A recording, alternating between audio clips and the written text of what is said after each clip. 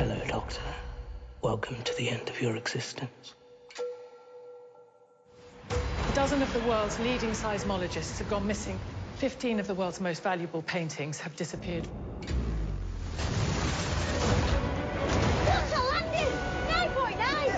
Can I let you in on a little secret? A direct incursion on Earth is imminent. Has it never occurred to you that it could be a trap? This is the day you are erased forever. Bit of a conversation stopper.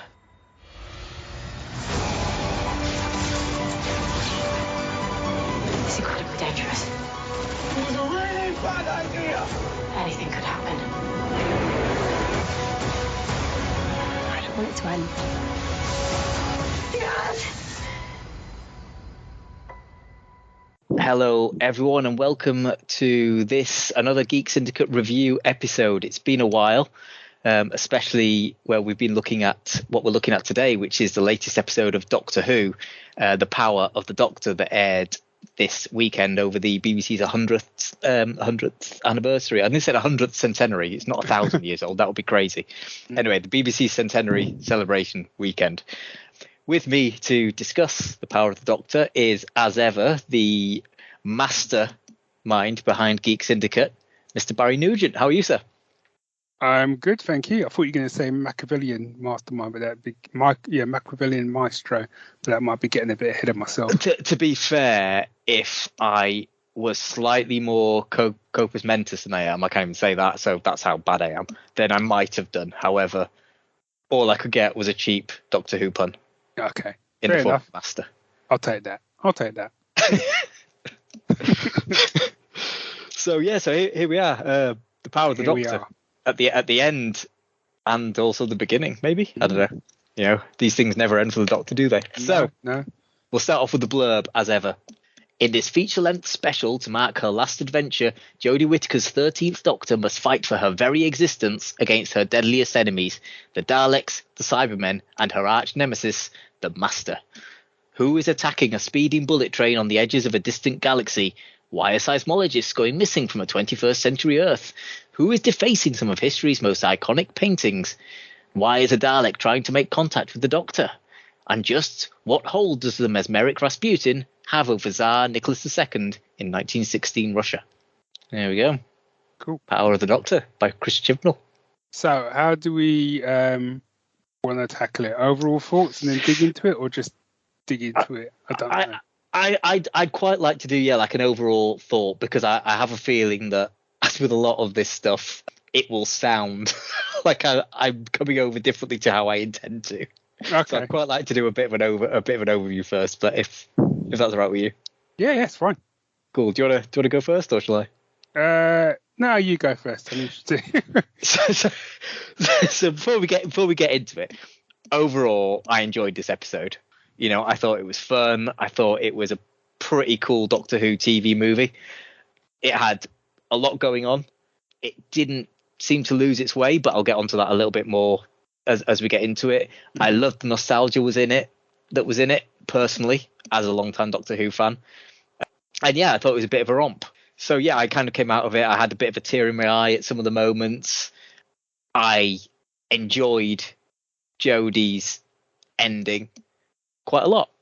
That's my kind of like overall summary thought. Okay. So we should preface this before we go any further to say, like, once we get into this, we're going to be hitting spoil. There's no way we can't not talk about it without spoiling the heck out of it. No. So it's just so you've had your 3-minute warning, people. Well, probably less than that.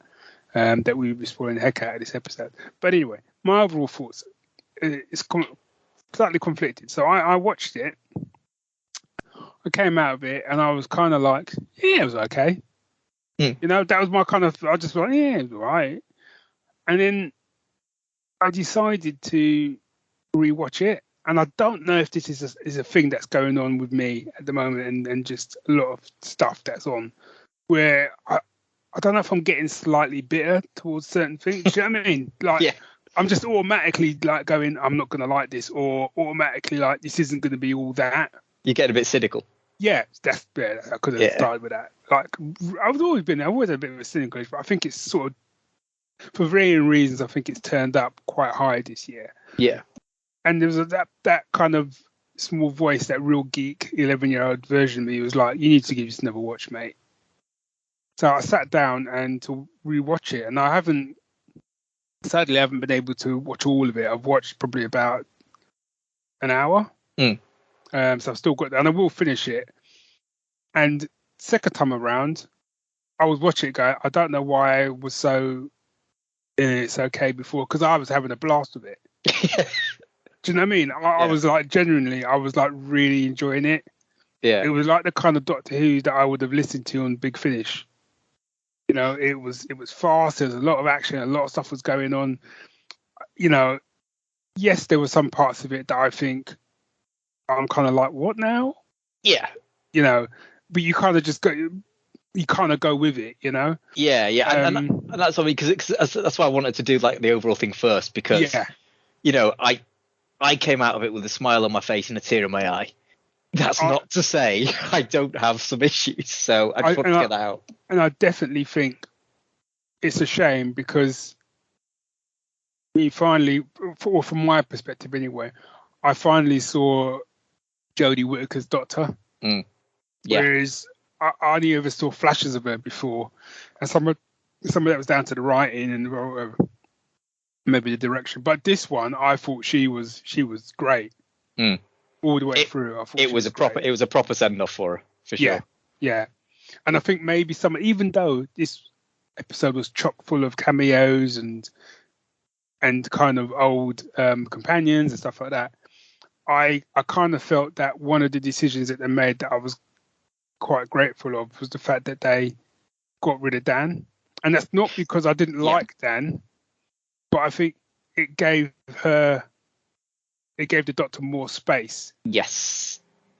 You know, it gave her more space, to kind of more room to kind of breathe. And even with her interactions with Yaz, you know, because you didn't have another person there you got to deal with, and it's almost like, right, if we've got Dan, he needs stuff to be doing. But on saying that, you know, there was loads of other people in there. But I just felt to me, it just felt she had more room to breathe. Yeah, no, I completely agree. It's something that, you know, we've said since I was going to say day one, but you know, it's since Jodie took over as Doctor and since Chris Chibnall's run, which is there's too much of not the Doctor going on, so the Doctor winds up not having much to do. You know, and because, you know, initially you had 4 people in the TARDIS. Yeah. Then you know, 2 of them left, and you thought, oh great, and then they bring another one in straight away, and it's like, you know, yes, I quite like John Bishop for the most part, except for when he was given forced comedy to do. Yeah. Like, here, Mr. Comedian, make funny line, kind of thing. You know, yeah, I completely agree with you, and the fact that it was kind of like in what was clearly like another Tuesday for them, but a dangerous Tuesday.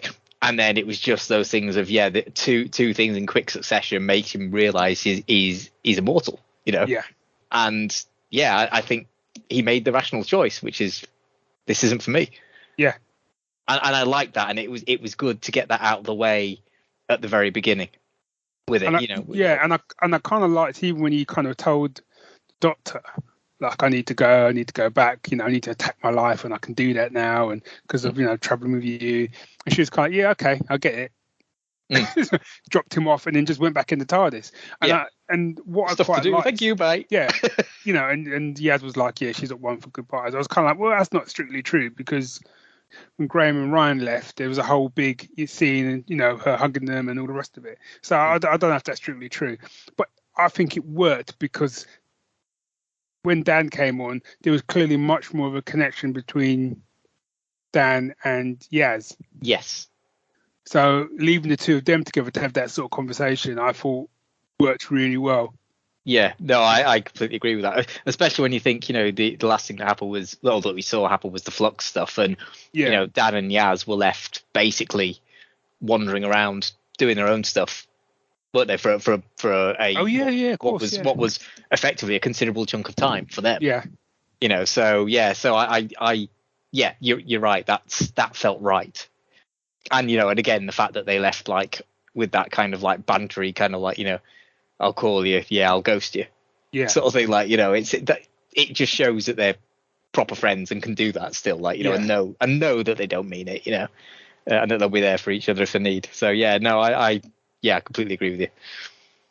I think one thing I'd like to hit on next, I think, is the fact 'cause it's kind of like we had like three or four kind of series of events kind of happening at once in the master's plan.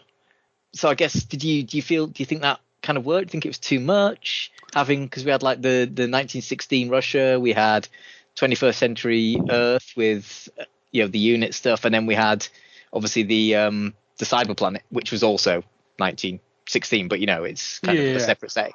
I don't think it was too much, but what I kind of was thinking, I thought it's probably even a little bit more. My second watch of it was kind of like, why? So my thing was, it was kind of like, why was 1916 so important? Yeah. Why did he need to be Rasputin? Why do you need to go to all that trouble to transport the cyber planet back to 1916 when you could have just done it in 2022? Unless the only thing I came on was like, obviously things like unit didn't exist then and stuff like that. So it's easier to kind of take control of something. Maybe I don't know. I that was a bit I kind of felt like no one really explained it to me. Like why are we doing it here? Yeah, I think for me, I get a feeling that to be honest, I would have almost rathered everything was in 1916. Oh yeah. Just purely because, like you say, there is no unit and stuff. So like another moon appearing in the sky, it's just an odd thing. Plus, I didn't see the point of the master being Rasputin in it. It wasn't important, like you say. It was, it could have been anywhere, anywhen, because they didn't make a big deal that he had this, like they mentioned in the blurb about him having sway over Tsar Nicholas, but all you saw was him say "I obey" once. There was no. You need to go on holiday because I mean, to me, it just seemed like the only reason that he was there was to nick the house, to nick the summer palace, which I'm guessing so you could set all his stuff up. But again, it's that thing of seems a lot of trouble to go to when you could have set that up. Yeah, and it's kind of like I almost feel like it was. Oh, wouldn't it look cool if the master's Rasputin? So you had you had those shots come out, didn't you, of him in character? And I'd got, as I say, that's why I was confused by all the modern day stuff, even though I knew obviously that some of the cameos were happening and stuff. But I was expecting a lot more of 1916 and of the master, being manipulative and I don't know, building up the Russian Empire or whatever, like just. Giving them turning inside. I don't know, something. Yeah, something. I thought there was just going to be and I think weirdly it probably wouldn't have needed. Like I said, it didn't. In the big scheme of things, so much was going on. It didn't bother me greatly, but I think, and sometimes this is the problem with Christian writing is just sometimes he gets a bit carried away. Because all it would have needed was a couple of lines of dialogue. That's it. He could have just said, "Oh yeah, because in 1916 there was this particular spatial anomaly which meant I could bring the planet here." Do you know what I mean? Yeah. That it just needed a reason, but there was no reason other than I wanted to be Rasputin. But even if you turned around and was like, "Yeah, I kind of want to be Rasputin," because he looked cool. Yeah, no, absolutely. He looked spot on, and that's why I just. It's kind of like I just wish the entire episode was that. And the reason I asked you if you thought it was too much is because to me, you could have got rid of the Daleks completely. Didn't see the point in being there. If you'd have had the Master with his Cyber Masters as his henchmen, you had enough going on, kind of thing. Like But that's a personal thing. And again, although I'm saying that, I don't think it wasn't bad. I'm just saying I think they could have got a bit more out of the Rasputin angle if they'd have done that. But that's could have been. What? It's not to say that what they did was unenjoyable at all. And the pacing of it was great. And having the Daleks say, you kind of got that showdown again with Ace and the Daleks kind of thing, like and that kind of thing. So it swings and roundabouts, and it is literally kind of a coulda, woulda, shoulda sort of thing, but this isn't like quite often in the past you kind of like reviewed, especially like a Chris Chibnall written episode, and it's been, oh, this would have definitely been so much better if this had been the case. Yeah. In this one, it's kind of like, oh, that would have been an alternate path kind of thing, and it's not that saying it wouldn't necessarily be better, but it would have been different and possibly interesting in a different way. And, you know? and to be honest, like, I hadn't really. You're right about the Daleks, because when you really think about it, other than the Master giving that one little explanation of what they're there, because they're basically gonna. The impression that I get is basically the Cybermen and the Daleks are gonna divvy up the Earth between them. Yeah, it's like kind of like it's factory. Well, I say factories. Yeah, factories basically. Yeah. So that's cool. So yeah, that was cool, and I liked the whole Dalek spy thing. I thought that was cool, but you could have easily lifted Daleks out, and you could have still had that scheme with the volcanoes, and it could have just all been Cybermen. Yeah. But again, like you, it didn't bother me. I liked her interactions with the Double O Dalek, as I called it. Double O Dalek. I quite liked her interactions with him. Someone's got to draw that. But yeah, Dalek in a tux. And genuinely, I genuinely felt for the guy. At the end, he's like just trying to help out. And they took him out coldly. I mean, not only they used him, they did just they vaporized to get into his Dalek suit, and then just killed him. It's just harsh. I mean, they are Daleks. Yeah, I know. But I did offer him a cup of tea and a massage. I know. But he was, I liked him. I liked him. I liked Double O Dalek. But you could have easily have just had Cybermen, and you could have had a cyber spy. Yeah.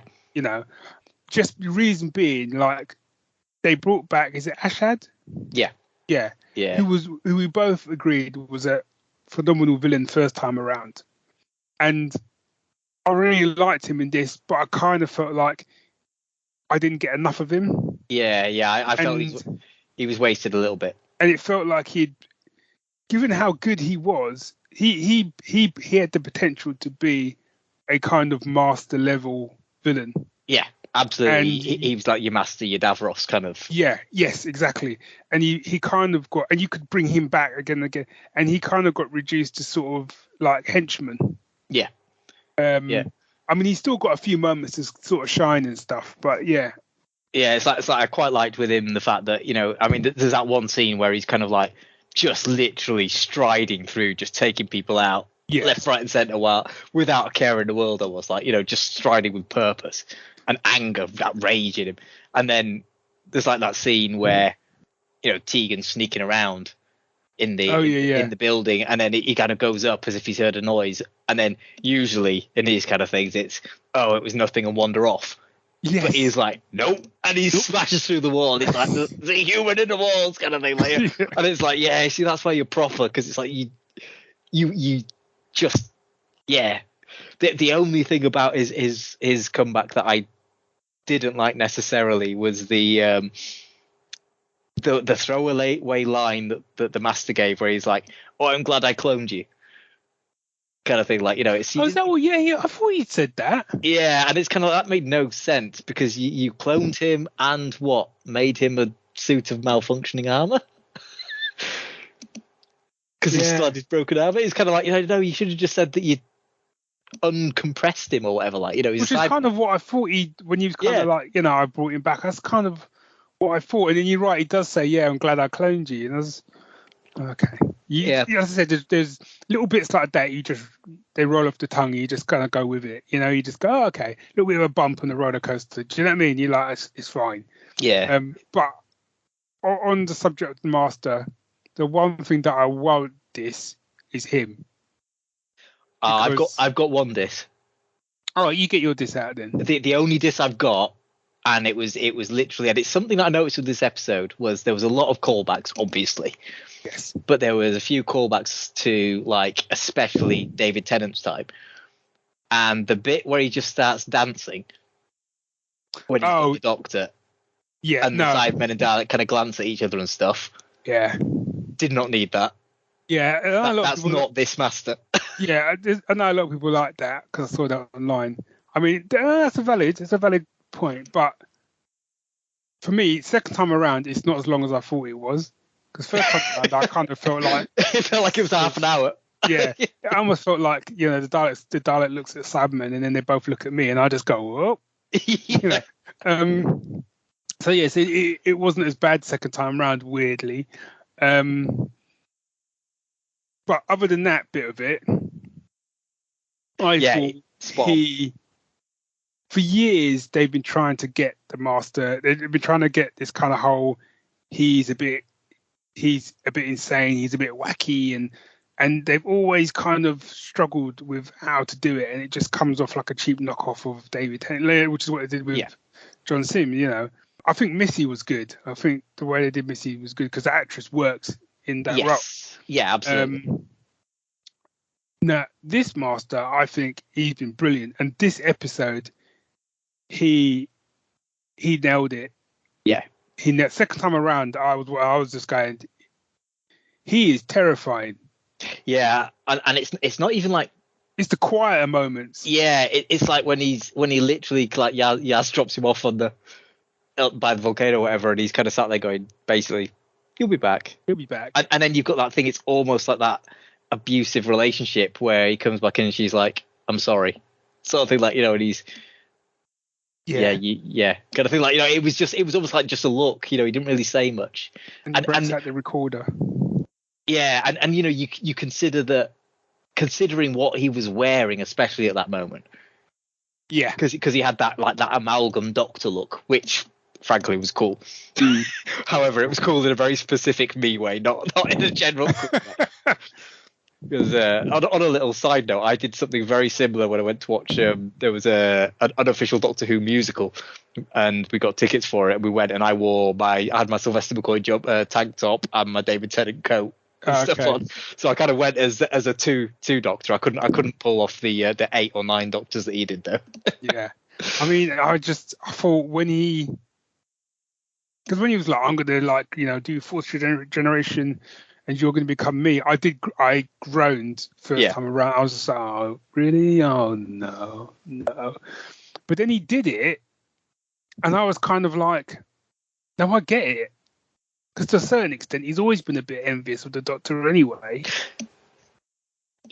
Yeah, so I don't know what I think of it.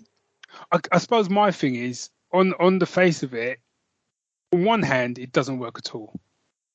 Because in some ways, the whole thing when he kind of says, like, you know, so now that I'm the Doctor, I'm basically going to go around and destroy your reputation. And destroy your reputation, which is a great plan, but that is only great if you've got the person there to see what's being done in their name. Mm.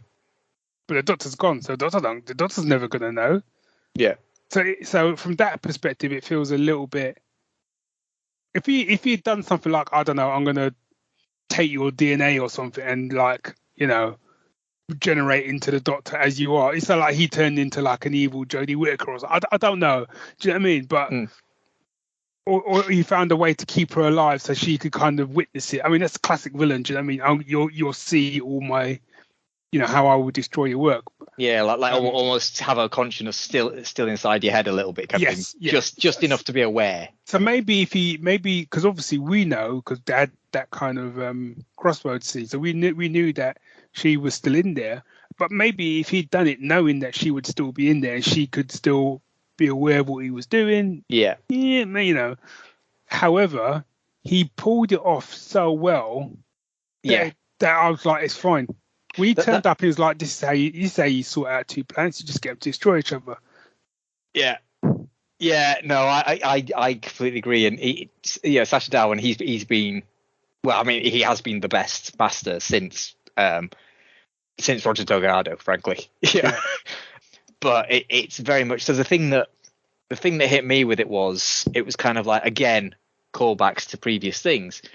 His plan to take over the Doctor's lives, basically, was exactly the same as in the TV movie, the Paul McGann movie. Yes, it was, yeah. Now, the difference is, there it made sense, because he'd lost his physical form and wanted to get back into a Time Lord body. In this case, it didn't make sense to me, because he spent the entirety of, like, the previous season, when he was in, obviously not Flux, basically saying how much he hates the Doctor, and he hates the fact that he found out that she's the timeless child and the origin of all the Time Lords, and he hates the fact that there is part of her in him. Why would he suddenly want to entirely be the Doctor when he loathes them that much? Yeah, it did cross my mind. But like I said, he pulled it off. You're right. Yeah. And that's the thing. I think that's why I kind of, if I kind of look at this as a Doctor Who movie, Doctor Who TV straight to TV movie, it works a lot better for me if I kind of forget some of that came before. And I don't think it's necessarily any lesser for that. I loved when he was kind of, I don't even know if it was kind of like he was sort of slightly mixed in with the Doctor, because even the bits we were saying to the Yaz, like, look, we can travel, I can be fun, it'd be different fun, but he was just that kind of, he was so unpredictable that you felt like at any moment he could just turn and kill her. Yeah, there was, because it was very much, he was the master, like you said, there were almost like moments of doctorishness trying to come through. Yeah. And it's kind of like, yeah, we can still travel, we can go on adventures. That's kind of like the Doctor wanting to do that. But then it's like, it'll be a different kind of fun. And that look, now you're not, pardon my, But yeah, no, he's phenomenal. I really hope they keep him on. I know kind of like, again, the implication at the end was that he, gets killed or whatever, but he's right by his TARDIS. Actually, that was something that confused me. So obviously all the transfer and stuff was happening in the palace on Earth. Mm-hmm. How do you then get to his TARDIS because he crawls out the TARDIS as if he was in there all the time? Didn't he teleport up there? Don't know. I missed it if he did. And I kind of went with it as in that must be what happened, but I don't remember seeing it. I have only watched it once, mind. Yeah. I've watched a couple of bits twice, which I'm sure we'll get onto in a short while. But yeah, I'm not sure, and that kind of confused me and threw me out a little bit. But I just and again, it's kind of that thing of what, he knows he's lost, but he's just being petty, and he's like, what, nephew, you can have a bit of this space alien energy. Yeah. It's like proper exactly what that master would do. That's like Wrath of Khan stuff. It's like if I'm going down. Yeah. Me. I would have liked a little speech or something. That's just me, Yeah. I just like, just a little kind of Khan-like speech from the master, like, if I'm going, I can't think of it, but just something would have just given it a little bit more gravitas for me. But he still nailed it for what he was doing, Also, as well, like, I thought it looked good. Yeah, no, that's why. Yeah, that's why I keep referring to it as a movie. It's a TV movie because it's not Star Wars level or anything, but it looked good. The only bit where I thought, oh god, BBC effect, was the the tunnel that the space train was going through at the beginning. The when they were in it, just looked like they were on green screen. But other than that, and even that, it was beautiful. Yeah, and even that didn't bother me. Certainly, second time around, it did. No, exactly. I mean, it wasn't bad. It was just noticeably not quite as good as the rest. And I could see the green screen on it, but yeah, everything else, like the cyber planet and I mean the effects and the explosions and stuff and all that worked. And that's possibly one reason why having the scenes actually in the 21st century, and just in the palace in 1916.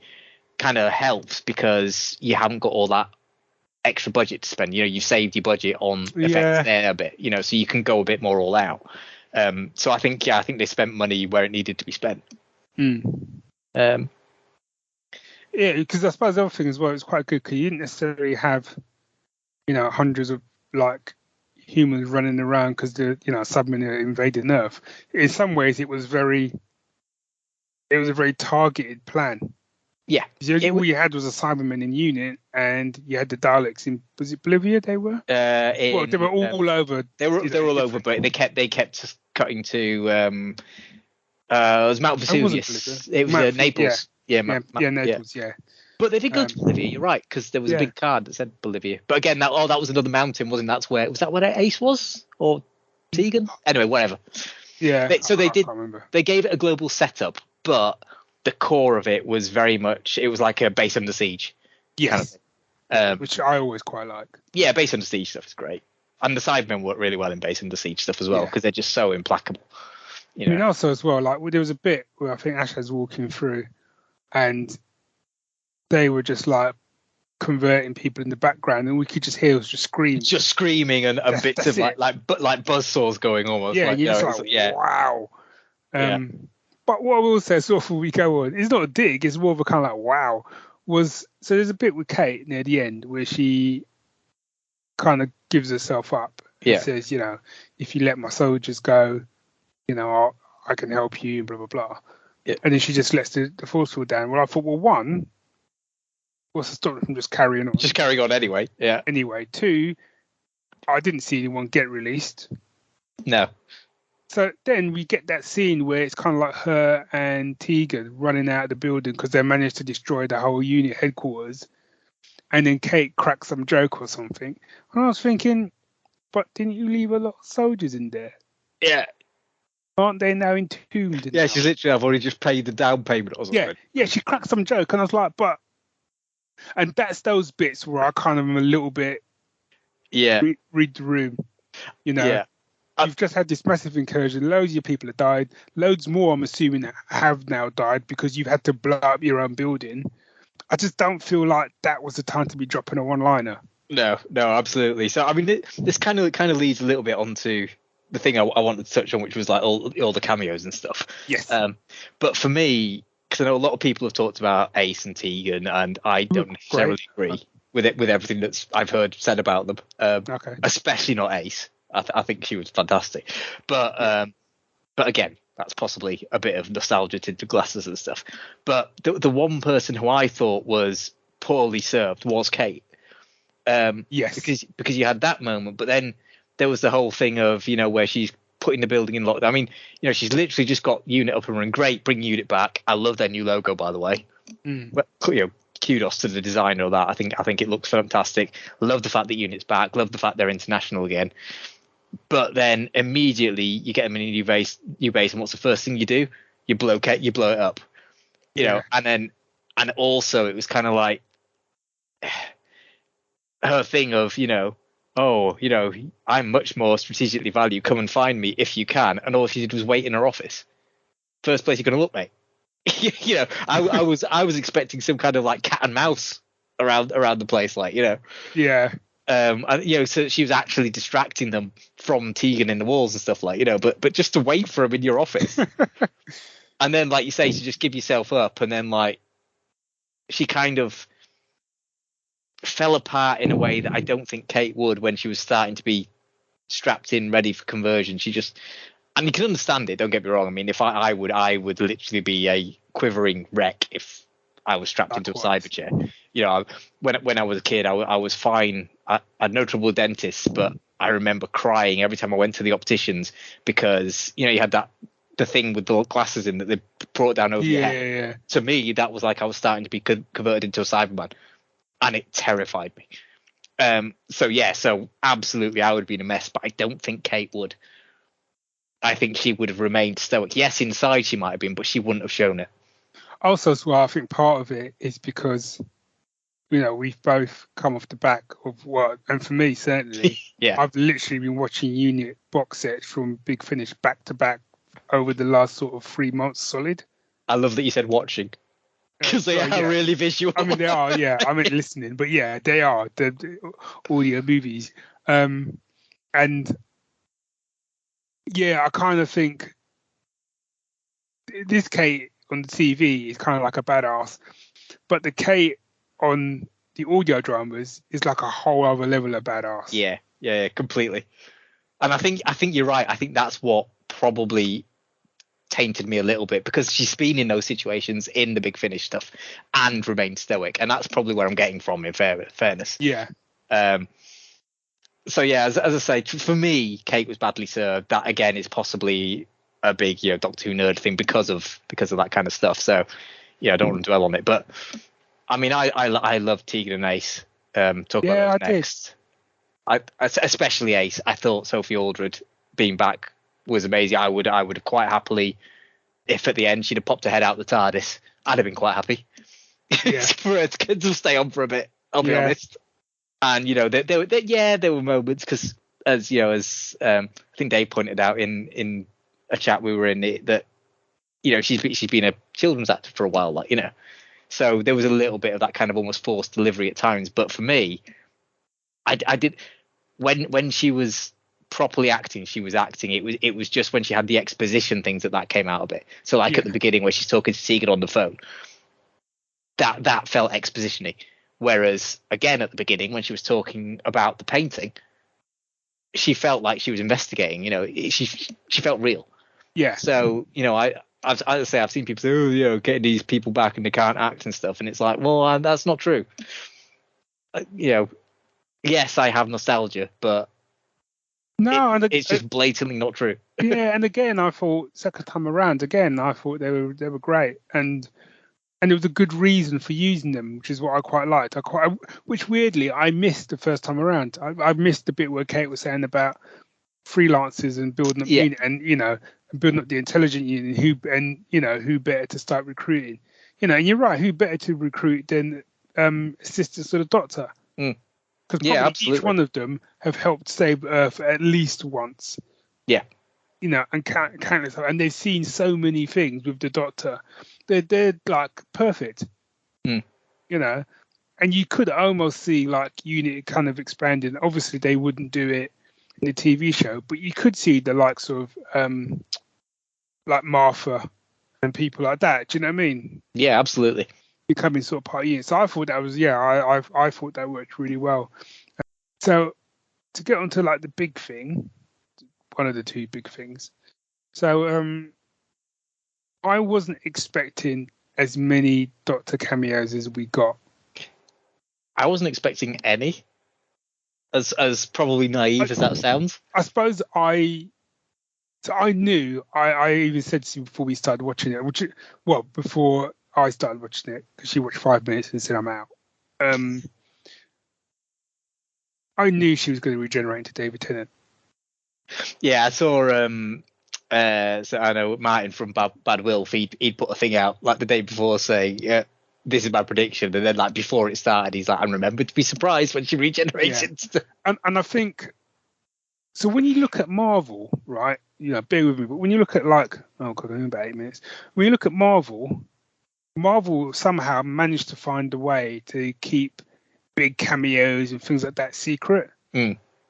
And I feel like them announcing that David Tennant was coming in the back 60th and stuff. Yeah, I feel that was a massively missed opportunity. Yeah, massively. Can you imagine if they had managed to keep a lid on it and we just sat down to watch it, and they'd already announced who the next Doctor was going to be, and we were like sitting there going, okay, yeah, he's just going to regenerate into that guy and blah blah blah, and then David Tennant comes out with the what? That would have been. Yeah, I know these teeth. Yeah, that would have completely floored me. Yeah, because it was still great and whatever, but because I knew it was coming, it had obviously there was a lesser impact than it would have done. Yeah, see, I'd still got in my head that it was going to be some kind of like, two Doctor kind of story, or like it was the Metacrisis Doctor or something like that. I hadn't really dwelt on it, and I've not watched any trailers or followed any news or anything. So I just kind of like, it was just, I'd seen like a shot of him filming with Neil Patrick Harris and stuff. So I was like, okay, they're going to do X, Y, or Z, So it was still not a massive shock, I should say, but I was still kind of like, okay, I was like, different move, interesting. Yeah. And also as well, and I think the second time around, they actually, when they're talking about forced regeneration and the way to get out of it, and there's a bit which she kind of says, it's very dangerous, we don't even know what might happen out of it, blah, blah, blah. Then the David Tennant stuff tracks much better. Because then it doesn't feel like it's a bit of fan service. So everyone loves David Tennant's Doctor. Let's bring him back. Yeah. It does feel much more like because something's gone wrong. Something's gone wrong because of this forced regeneration. Everything's just messed up now. And I like the fact that when she regenerated into David Tennant Doctor, he wasn't like, yeah, I'm back, or Geronimo or something. Yeah. It was just like, what? What the hell? Yeah. Yeah. And did you watch the trailer that came afterwards? Yeah. So I quite like that in that trailer he does a little bit where he just says, I don't know who I am anymore. So I quite like the fact that he's not excited. He's not just excited to be back. It's a kind of like, I don't know what's going on. Yeah. And that you see the other you see the next Doctor Yeah, exactly. Sort of in the trailer as well, kind of like basically say what the hell, basically. Yeah, yeah, yeah. yeah. So I think I'm really looking forward to seeing what they do with that. But anyway, going backwards, I so taking on board that. Sorry, actually, you're right. I was only expecting to see David Tennant. I wasn't expecting to see any other Doctors. I suppose is a better way to put it. So when they had forgotten his name now, who now plays the first Doctor, David Bradley. No, not David Bradley. Yeah, just David Bradley. Yeah, it's David Bradley. I was like, what?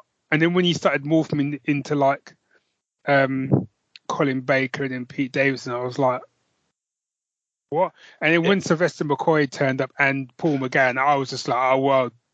Yeah. And my one takeaway is like, look, right, the Big Finish stuff is phenomenal. Don't get me wrong, and it is phenomenal. For the love of God, just give Paul McGann his own series. I know, because he looks so badass. Yeah. Give him his own series. Absolutely. And I must admit, I love the fact they didn't try and de-age any of them either. You know, it was just like as if they'd been there living in the head sort of thing, like, you know, and aging in the head kind of thing, like, you know. That's an interesting, you know what, because that was going to be my question to you, is like, would you want them de-aged and stuff? But hearing you say it that way makes perfect sense, that they're just living in their head, like de-age, like aging. Yeah, I like that. I say, and I quite like because the interesting thing for me was like the fact that obviously Tegan comments briefly on the Doctor, you know, you don't look, you know, you look almost like you did, and I could say the same for you, sort of thing. Yeah. And I thought that was great because Peter Davison, in fact, those two callback scenes with, you know, Tegan, Peter Davison, Ace, and Sylvester McCoy, they're the bits really where I had that tear in my eye, like, you know, especially the Ace one, because you know, because you never saw how her journey with the Doctor ended, but in all the spin-off stuff that's happened, kind of thing, it's always come over like it's been a continuation of that Curse of Fenric thing where she's angry at him, kind of thing, like, you know, and the fact that they kind of like went back to that, and he's like, you know, I've just been watching you fly, kind of thing, like, you know, that it just got me, like, you know. So yeah, I really enjoyed that. I really enjoyed those scenes, and those are the two bits that I saw again because Amy was watching it yesterday because she missed it on Sunday with being away. And I came down to make a cup of tea, and she was on that bit, and I kind of like stopped and watched it before going back up to work. And it was the second time round, it was just as good to me. It's one of those things where when it's on YouTube as a clip somewhere, it'll be, you know, every now and then I'll just break it out, like, you know. And yeah, Paul McGann, the fact that like he was the one as well who refused to wear the robes. You know, but yeah, you're right. Just give the man a show. Give the man a show, or another TV movie or something. You know. Because even in that little bit he was in, I was just like, and just the look of him, I was just like, oh man, I'd kill to see him on the screen as the Doctor. I know he'd nail it. It's not even like I think he'd nail it. I know he'd nail it. Yeah, absolutely. There's not a doubt in your world. Every word he utters and every look is like, yeah, you're just gonna be. It would be amazing. Yeah, that would have been awesome if she'd regenerated into Paul McGann. Now that would have been a shock.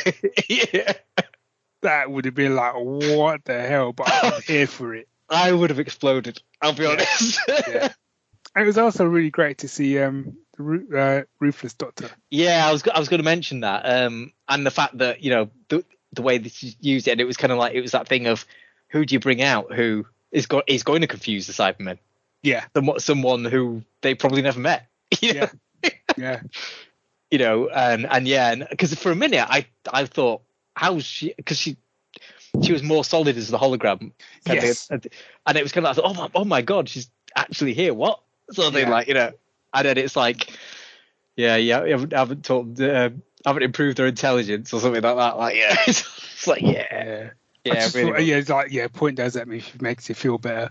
And like, again, in that little 5 minutes she was on, I'm like, I can't wait for her to do Big Finish. Yeah, because that's coming, isn't it? Yeah, it's coming. Yeah, I can't wait for her to do Big Finish.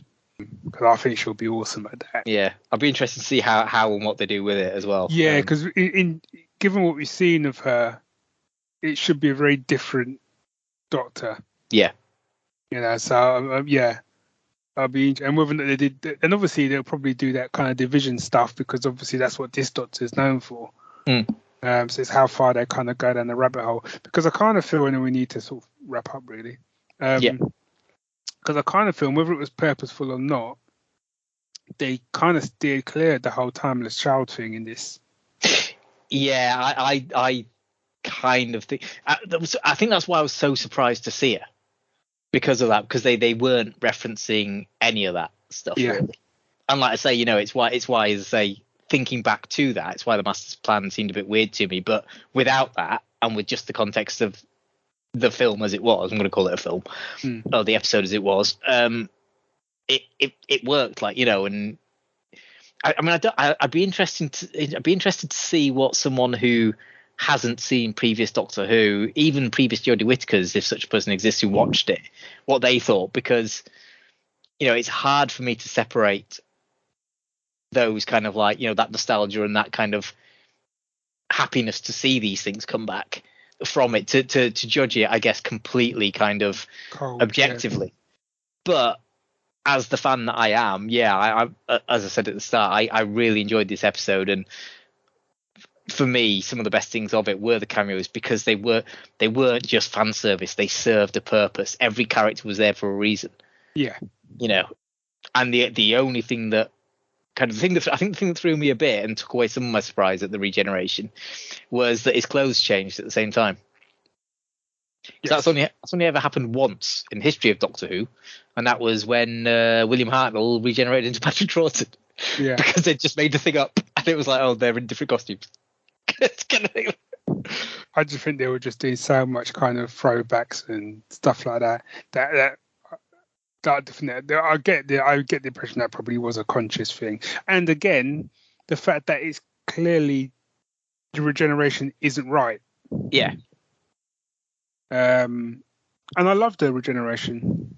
Yeah, no, I was gonna say that. That's what I was gonna wrap up with. To be fair, really, it's been my favourite, probably, I think, of all of them. And there's been some good scenes. Don't get me wrong, but just that quiet kind of I need to do this on my own now, and just looking out at a sunset and smelling the blossomiest blossom. It was beautiful. Yeah, and the tag, you're it. I like that. Yeah. And none of this kind of cause I always got annoyed by the fact that the Doctor kept regenerating in a TARDIS and breaking it. Yeah. It's learn your lesson. Oh, look. There we go. Lesson learned. Outside. Yeah. So yeah, no, I thought it was a beautiful ending for her. And as you say, she definitely was better served in this story than she has been in the past. Yeah. Again, I would have liked to have seen her underneath a different showrunner, under a different showrunner, but I would, I don't know if she will or not. Most of them seem to be doing it nowadays. I would like to see her go to Big Finish. Yeah, absolutely. I mean, I'm still waiting for Matt Smith and Peter Capaldi too as well. But yeah, I think Big Finish would serve her really well. Yeah. And I think she would get that kind of lease of life that Colin Baker's got, honestly, because he's gone from being one of the people's least favourites in the polls of Doctor Who magazines over the years to being near the top every time, and it's purely because of Big Finish. So I think Jodie would, she'd be well served by Big Finish and would find that kind of what do you call it? Not adulation, but that applause that she deserves, I think. Yeah. Because she's done it, especially not just under, from my point of view, non-Doctor Who showrunner, but also through COVID, and through all that kind of the trying times. She's been the Doctor for longer than you think, because there was 2 years between a couple of the series, and all we had was a little cameo where she did a video for kids saying, don't worry, we're all kind of in lockdown and stuff, and it's to keep you safe and all the rest of it. I just think people have got to look back on her a lot more favourably than certainly the vocal minority on the internet seem to at the moment. That's kind of my closing thoughts, I'd say. No, yeah, I look forward to seeing more from her on Big Finish, because I do think that she would be well served on there. I think she went out on, and also as well, she went out on such a high. Yeah. I mean, most people. I mean, there's people that didn't enjoy it and stuff, but most people have turned around and gone, actually, I really enjoyed that. Yeah. Or at the very least, they've gone, this is what I wanted to see. Yeah, absolutely. It's almost like that grudging respect almost for it. Yeah. Grudging enjoyment is the worst. You seen from a lot of people. But definitely for me, second time, I would, if you got the time to watch it again. But yeah, I've definitely enjoyed it more second watch over. Yeah, I think I'll get a lot more out of it, because it's difficult, because I knew we were going to talk about it. So I kind of like that. And I knew I probably wasn't going to get time to watch it again before we recorded. So there's that part of me that's always got that little bit of a overly critical head on, to do the nitpick, because it's part of the, in inverted commas, job. It's what we do, is we have to discuss the good and the bad. But sometimes, just watching something with a clean slate and no preconceptions, you just enjoy it more, because it's like, you know what, it was just fun. Yeah. And it was bittersweet in the best way. Yeah. So that's us done. Yeah. Goodbye, Jodie. Thanks for the ride. Yeah. And I guess in terms of these reviews, I guess you won't be seeing us for a little while in terms of Doctor Who anyway, because it's not back until next year sometime. Yeah, well, they haven't even announced, actually, have they, when the next ones are? No, I'd heard somewhere it was late 2023. Right, okay. Because what is it? It's a couple of specials or something, isn't it? Next. Yeah. Yeah. So, and then, So, goodbye for a while from Doctor Who. And I'm sure we'll find something else to get into people's ear holes at some point. Yes, I'm sure we will. Brilliant. Well, until then, thank you one and all for listening. I hope you enjoyed that farewell to Jodie Whittaker as much as I did. As I say, niggles aside, let us know what you thought. Barry, where can they let us know what they thought?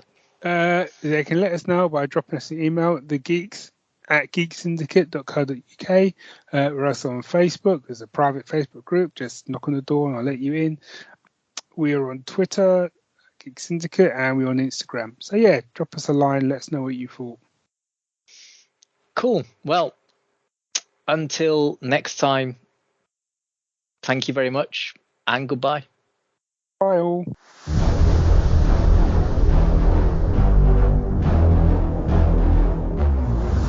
Yeah!